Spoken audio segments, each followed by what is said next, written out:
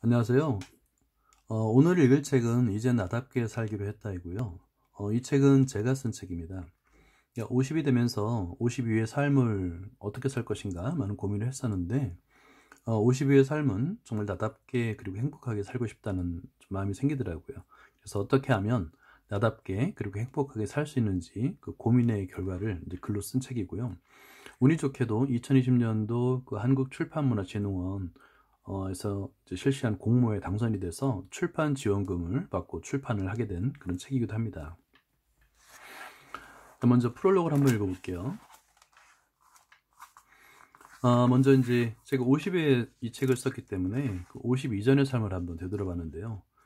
이렇게 적었습니다. 10대는 대학 입시, 20대의 군대, 안정된 직장과 결혼, 30대의 출산, 육아, 내 집 마련, 박사학위, 대학과 대학원 강의, 사회가 요구하는 평균적인 삶을 위해 난 최선을 다했다.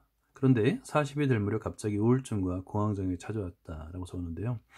정확하게는 39살에 우울증이 먼저 찾아왔고 그로부터 한 3, 4년 후에 공황장애가 또 찾아왔습니다. 굉장히 열심히 살았다고 생각했는데 어느 날 갑자기 삶의 의미가 없다라는 생각이 들고 행복하지 않다라는 느낌을 받기 시작했습니다.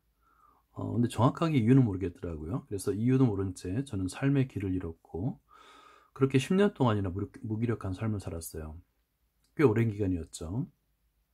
그 10년이 지나서 이제 50이 되다 보니까 계속 이렇게는 살 자신도 없고 못 살겠더라고요. 그래서 50 이후에는 좀 더 다른, 그러니까 이전의 모습과는 다른 나의 모습을 한번 찾고 싶다라는 생각으로 이 글을 쓰게 됐습니다. 제일 좀 어려웠던 게 제가 50이 되도록 살면서 내가 좋아하는 것이 무엇인지 또는 무엇을 하고 싶은 것인지를 도저히 모르겠더라고요. 그래서 내가 이제 헛살았구나라는 그런 생각들이 좀 많이 들었던 기억이 납니다. 그리고 나서 최근 한 2년 전부터 제가 이제 할 수 있는 일에 좀 집중하고 있는데요. 50이 된 지금 난 내가 할 수 있는 일에 집중하고 있다라고 적었어요. 근데 처음에 시작할 때 2년 전에요. 우울증과 공황장애를 앓고 있는 상태에서 제가 할 수 있는 일이라는 것이 공황장애나 우울증 때문에 사람을 만나거나 밖을 나간다는 게 좀 어려웠습니다. 그래서 집안에서 혼자 할 수 있는 일을 찾았는데요. 할 수 있는 일이 읽고 쓰고 말하기 외에는 없더라고요. 그러니까 책장에 꽂혀 있는 책을 뽑아서 그 책을 읽기 시작했고요. 그 다음에 책을 읽다가 마음을 담기는 문장을 만나게 되면 연습장에 메모를 했습니다. 그리고 가족들이 모두 나가고 혼자 있을 때는 책을 읽을 때 큰 소리로 한번 읽어봤어요. 그렇게 읽고 쓰고 말하기 시작했던 겁니다. 그런데 이거로도 충분하더라고요. 특히 그 읽기, 독서인데요. 독서의 힘은 정말 대단했어요. 제가 독서에 대해서 이렇게 적었는데요. 나를 거인의 어깨에 올려주었고 진정한 행복이 무엇인지 삶의 지혜를 얻게 해주었다. 좀 거창하긴 하죠. 그런데 독서라는 것이 사실은 다른 사람의 지식과 경험을 제가 대신 한번 읽어보는 거잖아요.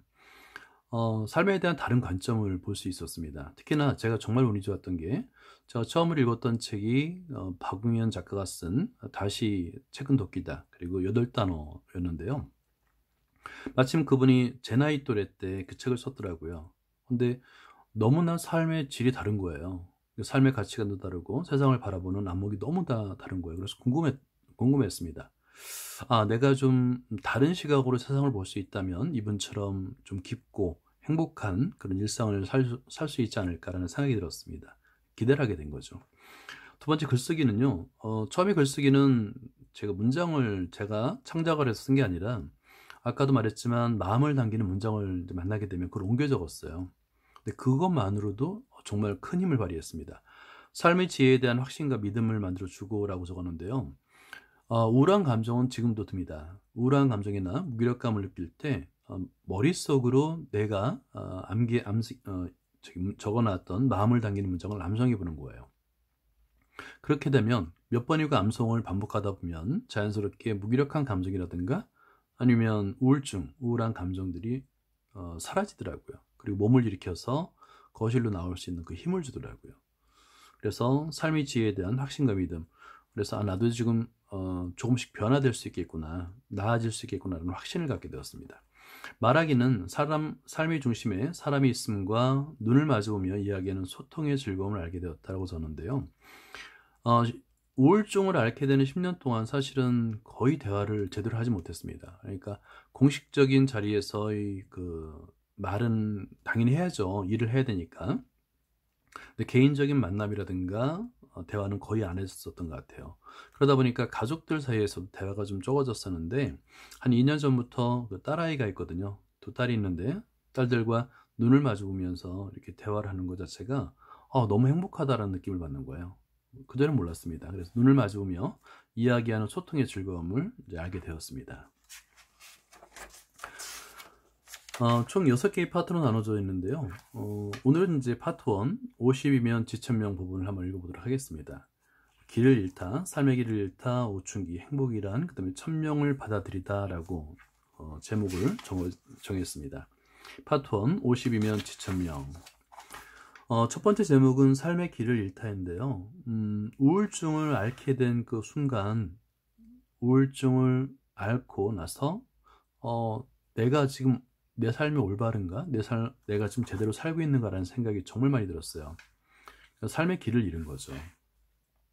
근데 50이 되고 나니까 50이면 지천명이란 말을 많이 쓰잖아요.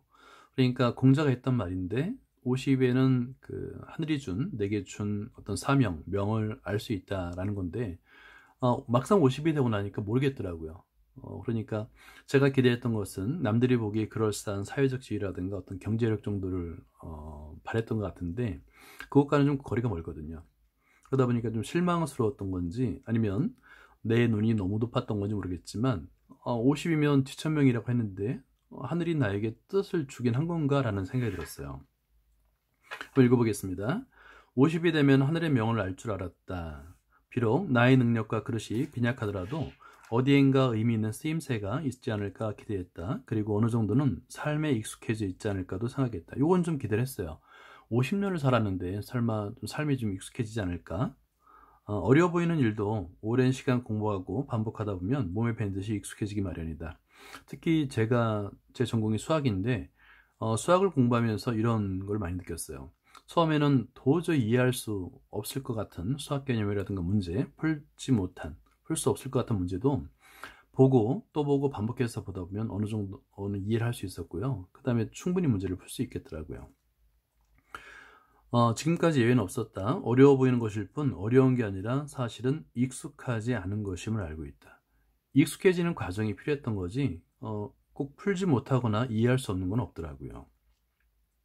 하지만 삶은 다른 것 같다. 익숙해지는 게 아니라 오히려 나이가 들수록 더 어렵고 힘들게만 느껴진다. 60이 되고 70이 되면 삶에 익숙해질까?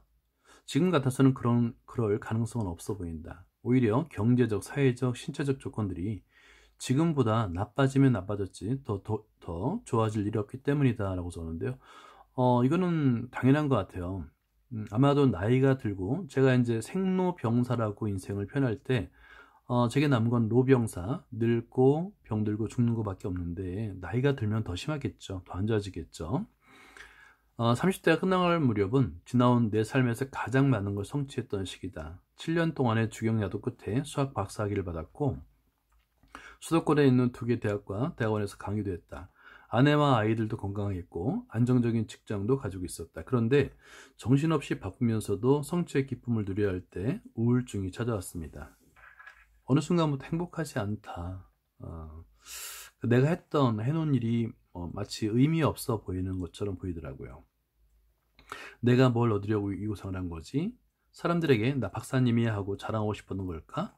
아니면 사람들의 부러움과 인정을 받고 싶었던 걸까? 분명한 건 지식이나 지혜를 얻기 위함은 아니라는 것이다 라는 건데요. 제가 수학을 선택하고 수학이 좀 어렵습니다. 그래서 수학을 선택하고 열심히 한 거는 정말 잘한 거예요. 그러니까 무엇인가 열심히 한다는 것 자체는 잘한 겁니다. 그런데 제가 수학을 선택하고 또 박사학위를 받고자 노력했던 것이 삶의 성장이라든가 지혜를 얻고자 했던 게 아니었던 것 같아요. 그냥 다른 사람의 인정 또는 여기 적었지만 상대적인 우월감을 갖고 싶었던 것 같습니다. 하지만 당시에는 다른 사람에 대한 상대적인 우월감이 열등감에서 비롯된다는 걸 알지 못했다라는 거예요. 그러니까 상대적인 우월감을 얻으면 제가 행복해질 거라 생각했나 봐요. 굉장히 어리석었죠. 7년이라는 긴 시간 동안 힘든 공부를 했는데 공부의 목적이 자신의 성장이나 행복이 아니었던 거다라는 거예요. 자신의 가치를 판단하는 기준에 내가 아니라 다른 사람의 평가를 두기 때문이다 라고 썼는데, 남들이 보기에 좀 부러운 사회적 지위와 경제력을 가지면 행복하지 않을까라는 막연한 기대를 했던 것 같아요. 내 삶의 가치를 평가할 수 있는 사람은 세상에 오직 나뿐이라는 걸 그때는 알지 못했습니다. 그러니까 남들의 시선이라든가 평가라든가는 사실은 큰 의미가 없는데, 저를 포함해서 많은 사람들이 열심히 경쟁 속에서 살아오잖아요. 그러다 보니까 다른 사람의 시선과 평가에 너무 많은 관심을 두지 않나 그렇게 생각이 듭니다. 그러다가 저처럼 아마 제가 그랬던 것처럼 우울한 감정이 들거나 무기력한 그런 느낌에 빠질 때가 있을 것 같습니다. 두 번째는 유대인이 누룩 없는 빵을 먹는 이유인데요. 유대인들은 애굽이라면 이제 이집트인데요. 이집트에서 노예 생활을 하다가 모세의 인도로 탈출하잖아요. 탈출하고도 무려 40년 동안이나 광야를 헤맸는데, 그 이유는 뭐냐면 그들의 교만함이라든가 방탕한 생활을, 그런 습관을 버리지 못했던 거예요. 그래서 40년 동안이나 광야에서 누룩 없는 빵을 먹으면서 헤맸었는데요. 근데 현대 유대인들이 6월절이 되면 누룩 없는 빵을 먹으면서 선조들이 실패와 고난의 역사를 잊지 않으려고 애쓴다라는 거는 저도 알고 있었거든요. 그러니까 예를 들어서 부끄러운 역사는 잊고 싶을 거예요. 저도 마찬가지로 지난 10년간의 우울증 또는 공황장애 시기는 그렇게 자랑스러운 마음이 없거든요. 그러니까 남들에게 굳이 말하고 싶은 마음도 없어요. 알리고 싶은 마음도 없고요. 아마 잊었으면 좋겠다라고 생각을 했던 적이 많습니다. 그런데 유대인처럼 똑같은 실수를 하지 않을 것이다라고 만약에 내가 강하게 마음을 잡을 수 있다면, 그거를 다른 사람에게 말하지 못할 이유는 없는 것 같아요. 왜냐하면 저는 다시는 예전에 10년간의 우울증 그 시기로 돌아가고 싶은 마음이 전혀 없거든요. 그래서 이 책을 쓰는 이유도 기억하기 위해서 쓰는 겁니다. 사실 정말 끝내고 싶었어요. 그러니까 삶을 이어가는 게 너무 힘들더라고요. 50이 된 지금은 지난 10년 동안의 내 삶을 정면으로 마주하고 있다. 피하거나 외면하지 않고 내 삶의 일부로 받아들이기로 했다. 지금은 외면하지 않습니다. 그때의 기억이 나더라도 사실은 거의 기억이 나진 않아요. 왜냐하면 생각이 멈춘 무기력으로 인해서 생각이 멈춘 시기였기 때문에 기억할 만한 추억도 없고요. 기억도 많이 나진 않습니다. 하지만 기억하려고 합니다. 그리고 이제 행복을 찾는데요. 행복은 나의 정체성을 찾는 데 있지 남들의 부러움에 있지 않다는 걸 지금 잘 알고 있습니다. 그러니까 가장 나답게 사는 삶 속에 행복이 있다는 걸 이제는 좀 알 것 같아요. 그래서 나답게 살고자 하는데, 그럼 나답게가 무엇이냐? 내가 하고 싶은 일을 찾는 거죠. 근데 현재까지도 내가 하고 싶은 일은 찾지 못했어요. 근데 일에는 세 가지 종류가 있더라고요. 해야 할 일, 할 수 있는 일, 하고 싶은 일. 현재는 제가 하고 싶은 일은 찾고 있는 과정이고요. 해야 할 일은 사실은 우울증 기간에도 해야 할 일은 열심히 했습니다. 그러니까 가족을 경제적인 위험에 빠뜨리면 안 된다는 그 생각 때문인지 열심히 했습니다. 그리고 이제 현재는 할 수 있는 일을 찾아서 열심히 하고 있는데요. 할 수 있는 일 중에서 가장 많은 부분을 차지하는 것이 바로 읽고 쓰고 말하기입니다. 그것만으로 충분하고요. 그러다 보니까 이제 그 중에서 글쓰기에 좀 많은 시간을 투자했는데, 저희 지식과 경험, 이게 이제 우울증을 10년 정도 앓다 보면 기억력이 많이 감퇴되고 잘 떠오르지 않습니다. 그래서 모든 걸 다 읽기 전에 그걸 책으로 남기고 싶다는 생각이 들어서 저희 지식과 경험 열심히 공부했거든요. 그거를 주제별로 정리해서 현재까지 10권 정도의 책을 써서 출판한 상태입니다. 그러다 보니까 나가 52회는 작가로서의 삶에 대해서 지금 현재 고민 좀 하고 있습니다. 삶에 대한 가치 판단의 기준을 타인에게서 날아돌리고 현재의 내가 할 수 있는 일을 찾고 그 일에 집중하고 있습니다. 왜 행복하지 않을까? 20대와 30대는 정말 열심히 살았거든요. 20대에는 대학을 졸업하고 군대 다녀왔다. 높은 경쟁률을 뚫고 원하는 직업도 얻었다. 덕분에 지금까지 사회적, 경제적 안정된 생활을 할 수 있다라고 썼는데요.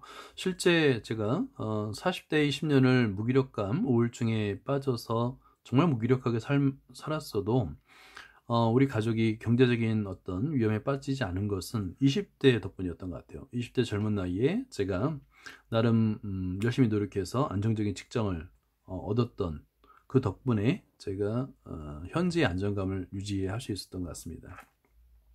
30대에는 직장생활을 하면서 파트타임으로 대학원에 다녔다.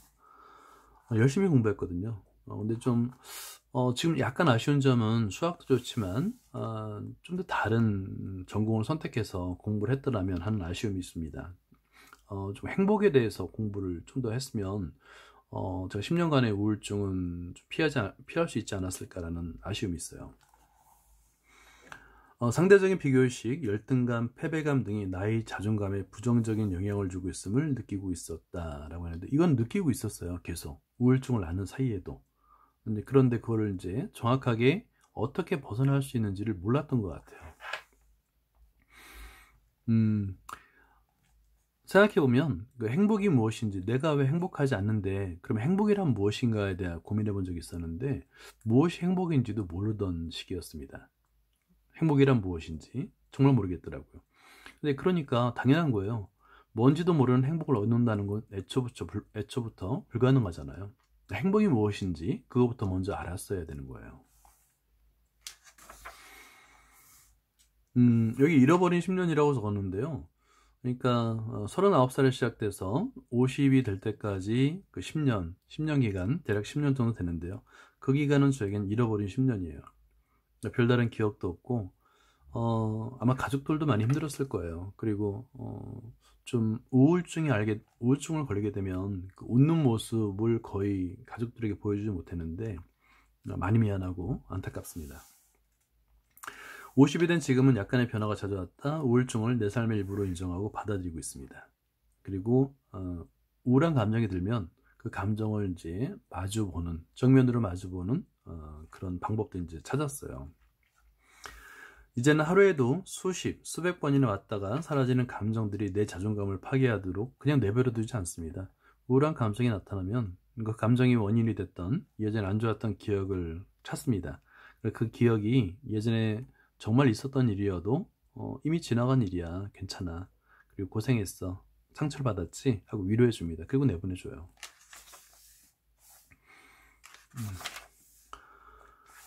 여기 참하고도 천년염정이라고 적었는데요. 그 우울증에 걸리면 여러 가지 그 좀 삶의 어려움이 나타나는데 대표적인 게 잠을 못 잡니다. 밤에 굉장히 피곤한데도 잠을 이루기가 좀 어려워요. 그래서 제가 알코올 의존증이 생겼습니다. 소주라든가 막걸리를 마시고 잠이 드는 습관이 생겼어요. 그런데 문제는 그렇게 잠이 들었어도 금방 깹니다.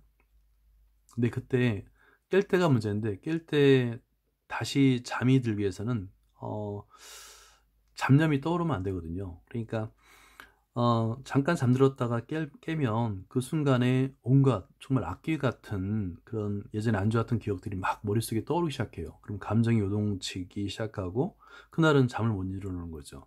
그랬을 때 그런 감정들에 이제 노예가 되지 않는 방법이 뭐냐면 유튜브 동영상을 보는 거였는데, 제가 즐겨봤던 게 바로 참하고도였어요.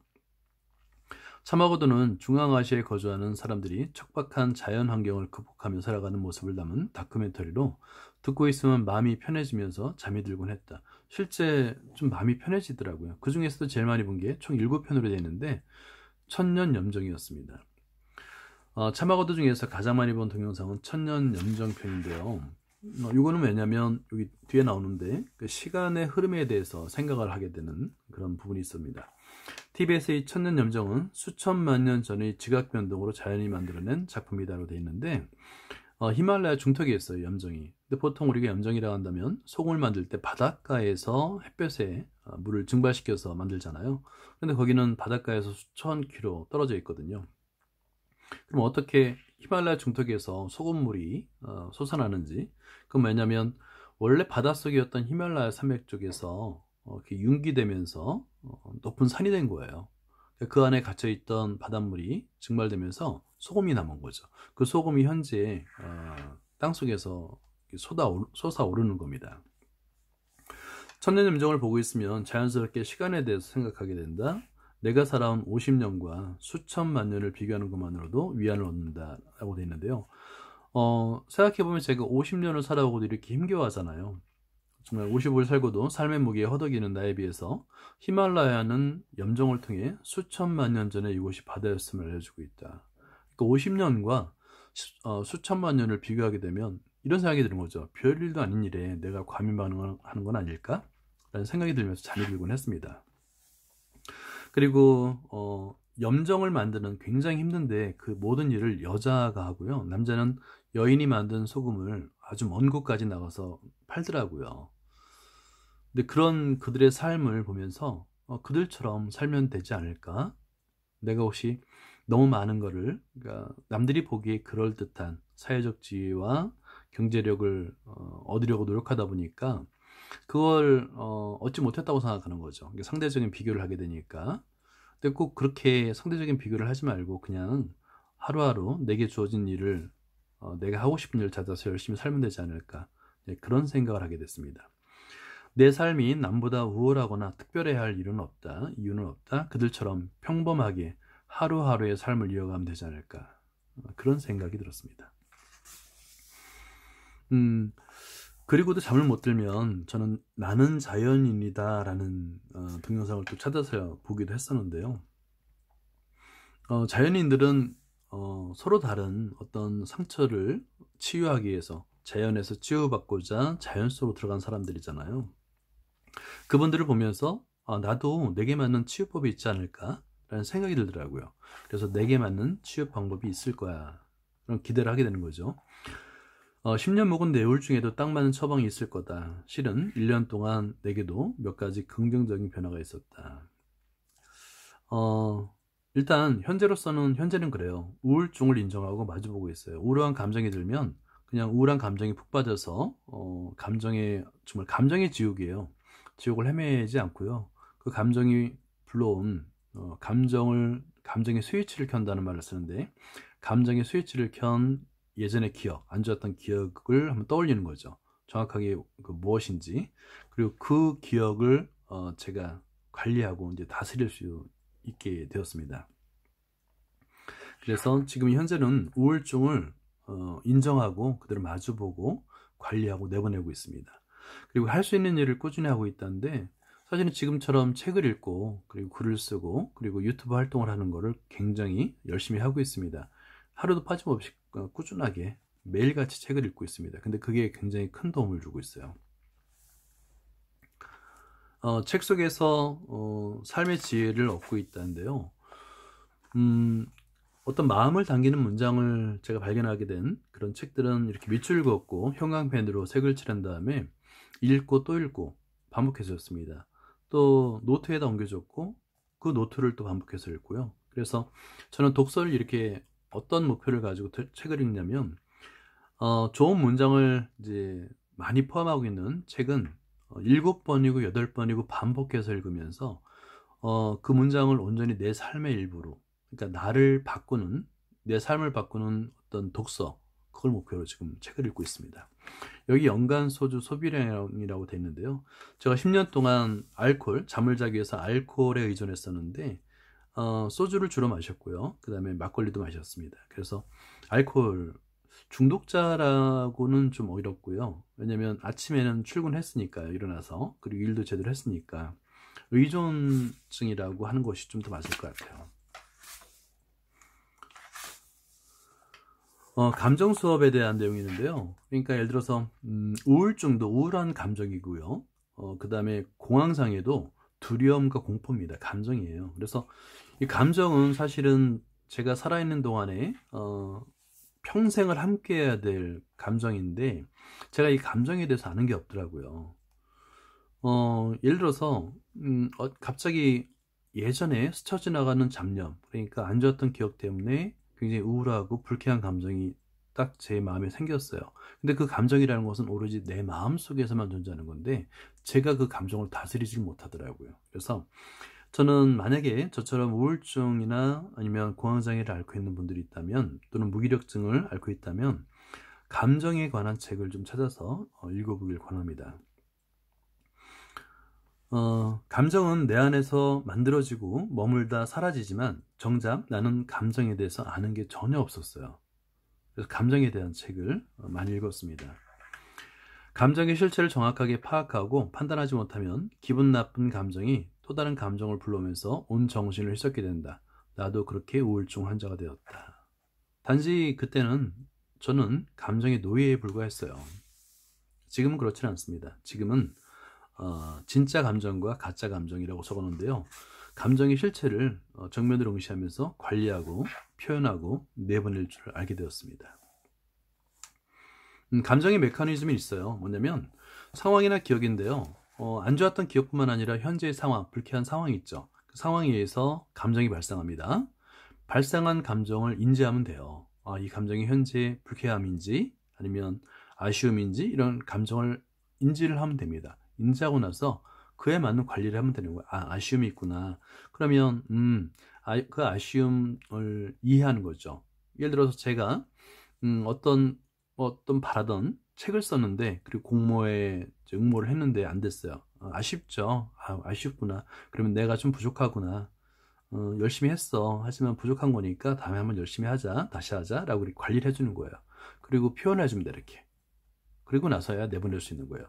이 과정을 거치지 않으면 나중에 언제든 그 불쾌했던 감정이 다시 살아납니다. 기억으로. 그래서 항상 이렇게 상황이나 기억에 의해서 감정이 발생하면 인지하고 관리하고 표현하고 내보내는 이 과정을 꼭 거쳐야 됩니다. 지금은 감정을 어느 정도는 제대로 표현하고 있고요. 무작정 예전처럼 감정 지옥에 아무 일도 없었는데 갑자기 감정 지옥에서 헤매이는 그런 일은 많이 좀 줄어들었습니다. 행복이란 무엇인가에 대한 고민을 많이 하게 돼요. 행복이란 과연 무엇일까? 행복이 무엇일까? 정말 많은 고민을 했습니다. 왜? 이유는 간단한데요. 내가 행복하지 않다라고 느꼈기 때문에 그래요. 내 안에 우울한 생각과 감정을 정면으로 응시하면서 새롭게 알게 된 것이 있다. 나를 힘들게 했던 부정적인 생각들의 공통점이 있는데 그것은 타인과의 비교의식이었더라고요. 그러니까 상대적인 비교의식. 예를 들어서 제가 사회적 지위, 남들이 보기에는 좀 높아 보이는 사회적 지위, 그리고 남들보다 넓은 아파트 평형을 원했던 것 같아요. 근데 그거는 불가능하지 않나요? 왜냐면 저보다 높은 사람은 항상 있잖아요. 그 사람들과 비교하게 되면 저는 사회적 지위가 낮은 거고요. 저보다 넓은 평에 사는 사람이 많잖아요. 그러면 저는 불행해질 수밖에 없는 거예요. 그러니까 모든 불행의 원인은 타인에 대한 비교의식이었더라고요. 그래서 그 비교의식 때문에 타인에 대한 우월감을 갖고자 굉장히 노력하며 살았는데 우월감이라는 건 곧 열등감이잖아요. 저보다 평형이 그러니까 사회적 지위가 낮은 사람을 보면서 만약에 우월감을 느꼈어요. 근데 그 반대로 눈을 돌리면 저보다 사회적 지위가 높은 사람이 너무나 많은데 그러면 저는 열등감을 또 느낄 수밖에 없는 거죠. 나는 상대적인 우월감이나 타인의 인정에서 행복을 찾았다. 굉장히 어리석지만 40대까지의 제 삶이 그랬던 것 같습니다. 근데 행복이 무엇인지 고민해 볼수록 행복은 당연하더라고요. 행복은 너무나 자명하고 분명한데 그 뭐냐면 행복은 감사함에서만 나와요. 감사함. 마음이 교만하여 감사함을 느끼지 못하는 사람은 진정한 행복을 느낄 수도 없고요. 따라서 매일같이 행복감을 느끼고 싶다면 아무리 작아도 내게 주어진 그리고 내가 가지고 있는 것들에서 감사한 마음을 가져야 된다는 겁니다. 세상에 당연한 건 없어요. 내가 가지고 있는 것이 당연하고 부족한 것이 아니라 내가 가지고 있는 것에 모두가 감사할 따름으로 이렇게 감사함을 가지고 생활을 해야 될 것 같아요.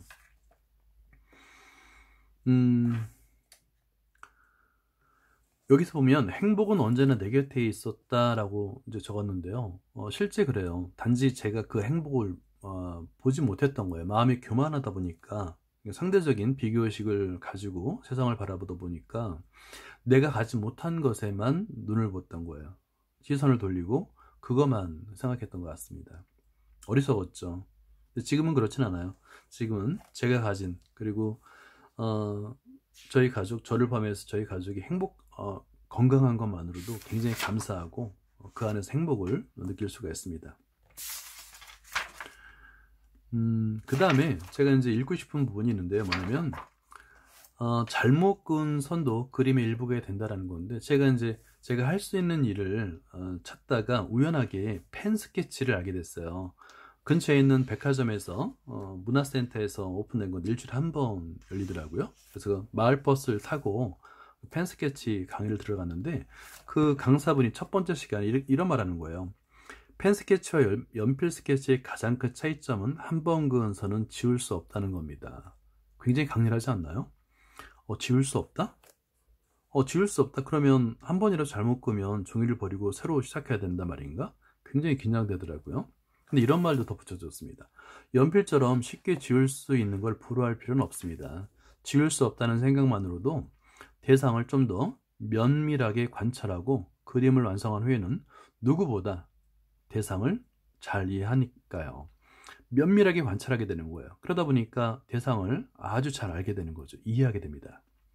그런 부분이 있다고 그러는 거예요. 그런데 아무리 면밀하게 관찰해도 이제 막 배우기 시작한 초보자가 어떻게 실수를 하지 않겠어요. 많은 실수를 했습니다. 그런데 정말 신기한 경험을 했는데요. 분명히 잘못 끈 선인데 그림을 완성한 후에 보면 잘못 끈 선도 그림의 일부가 되어 있더라고요. 이런 거예요. 잘못 끈 선은 그림을 그리는 내내 마음을 찌르는 가시가 되는데요. 완전히 포기하고 처음부터 다시 그리지 않는 한 잘못 끈 선을 볼 때마다 후회, 아쉬운 감정. 그래서 앞으로는 실수하지 않겠다라는 어떤 다짐 같은 걸 하게 되는 것 같아요. 그런데 선을 의식하면 할수록 다음에 긋는 선들이 제자리를 찾아가는 느낌을 받는다. 후회, 아쉬움을 반복하지 않게 좀 더 신중해진다고나 할까? 더욱 신기한 일은 그림을 완성한 후에 경험하게 된다. 잘못 그은 선도 그림의 일부처럼 보였습니다. 정말 신기했어요. 그러면 반대로 삶에서도 적용할 수 있지 않을까요? 저희 잃어버린 10년 또는 과거에 잘못했던 많은 부족한 경험들도, 과거의 실수도 내 삶의 일부이지 않을까? 일부러 받아들이면 되는 거지 않을까? 그런 생각을 하게 되는 거죠. 제가 하고 싶은 말은, 이 책에서 하고 싶은 말은, 과거에 대한, 또는 내가 부족한 부분에 대해서 그것만 고민하면서 살게 되면, 50 이후의 삶도 변함없이 아마 불행할 수밖에 없을 것 같아요. 그런데 50 이후의 삶은 내가 가진 것에 대한 감사함을 일단 찾고요. 그 감사함에서 행복을 찾으면서 내가 할 수 있는 것, 그리고 내가 하고 싶은 것에 집중하면서 행복한 삶을 살아가야겠다. 이런 다짐을 하게 됩니다. 그리고 오늘도 읽고 쓰고 말하기를 하고 있습니다. 여기까지입니다. 감사합니다.